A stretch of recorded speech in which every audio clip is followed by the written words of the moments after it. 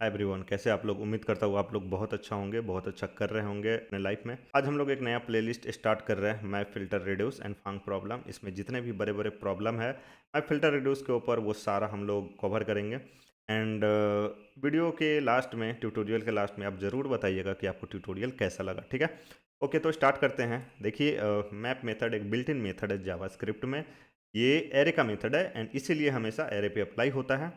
Map method एक callback function लेता है as an argument and map method एक नया ट्रांसफॉर्म्ड एरे रिटर्न करता है। ये ओरिजिनल एरे को मॉडिफाई नहीं करता है, ओरिजिनल एरे में कोई भी चेंजेस नहीं करता है। तो एग्जांपल करते हैं, समझते हैं। यहाँ पे एक एरे बना लेंगे एंड एरे के अंदर रख लेते हैं 1 2 3 4। यहाँ पे एक फंक्शन बना लेंगे, फंक्शन का नाम दे देंगे कॉल बैक। आप नाम कुछ भी दे सकते हो, लेकिन हमने यहाँ पे कॉल बैक दिया है क्योंकि मैप एक कॉल बैक फंक्शन लेता है एज एन आर्गुमेंट। यहाँ पे एक हम वेरिएबल बना लेंगे क्योंकि मैप मेथड एक एरे रिटर्न करेगा, तो स्टोर करने के लिए हमने वेरिएबल बना लिया।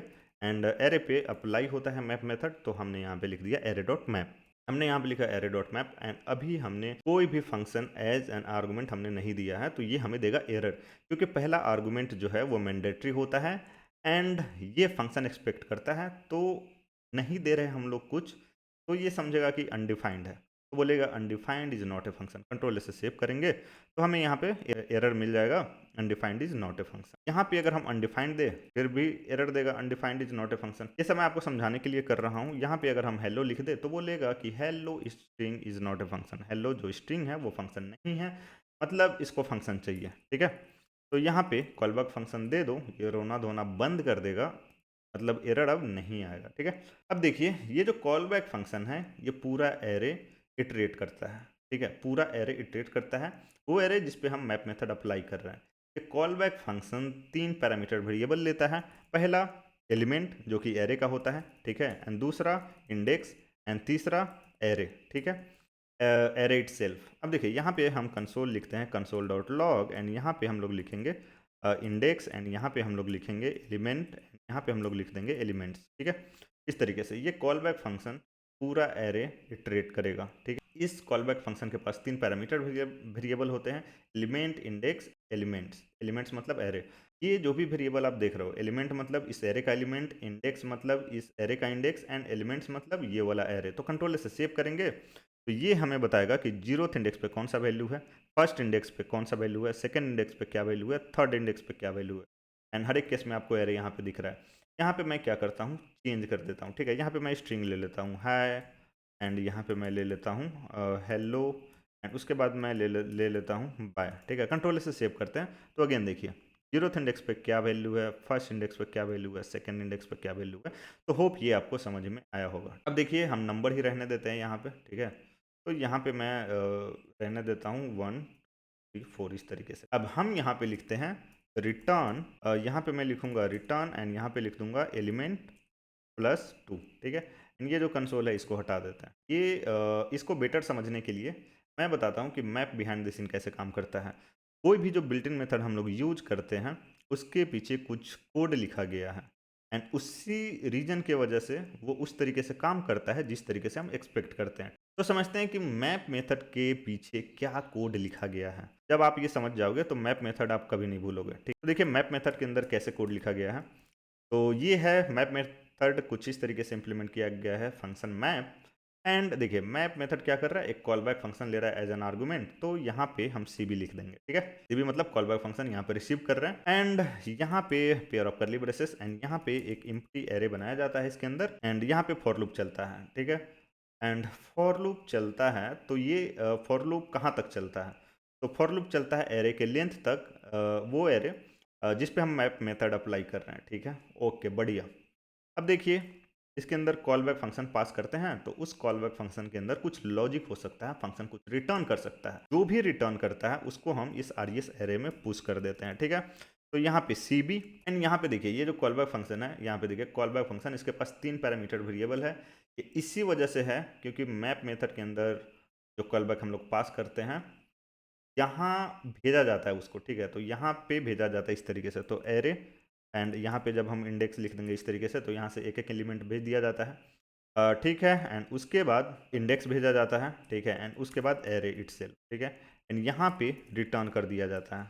रिटर्न क्या रिटर्न किया जाता है, आरईएस। ठीक है, इस तरीके से कोड लिखा गया है मैप मेथड के लिए। ठीक है, अब देखिए, अब हम लोग समझते हैं कि आउटपुट क्या आएगा। यहाँ पे मैं लगा लेता हूँ कंसोल डॉट लॉग एंड यहाँ पे लिख देता हूँ सॉरी एरे नहीं, यहाँ पे लिख देता हूँ रिजल्ट। ये कॉल बैक फंक्शन इसमें जाएगा मैप मेथड के अंदर। ठीक है, तो यहाँ पे रिसीव होगा। अब यहाँ पे एम्प्टी एरे है एंड ये कॉल बैक फंक्शन जो है ये सारे इंडेक्स के लिए रन होगा एंड ये फंक्शन देखिए कुछ ना कुछ रिटर्न कर रहा है एंड हम यहाँ पे पास कर रहे हैं, एलिमेंट पास कर रहे हैं, इंडेक्स पास कर रहे हैं, एरे कर रहे हैं। जो हम यहाँ पे रिटर्न करेंगे, कॉल बैक फंक्शन रिटर्न करेगा एंड इस आरईएस में पुश होगा। ठीक है, इस आरईएस का लेंथ क्या होगा, जो लेंथ एरे का होगा जिस एरे पे मैप अप्लाई कर रहे हैं, एंड लास्ट में उस एरे को रिटर्न किया जाता है। तो इसीलिए मैप मेथड जो है वो एक नया ट्रांसफॉर्म एरे रिटर्न करता है, क्योंकि कॉल बैक फंक्शन जो है उसके अंदर हम लोग कुछ लॉजिक लिखते हैं। ठीक है, तो हमने यहाँ पे लॉजिक क्या लिखा है कि जो भी एलिमेंट आ रहा है उसमें 2 ऐड कर दो। ठीक है, तो कंट्रोल से सेव करेंगे तो हमें रिजल्ट मिल जाएगा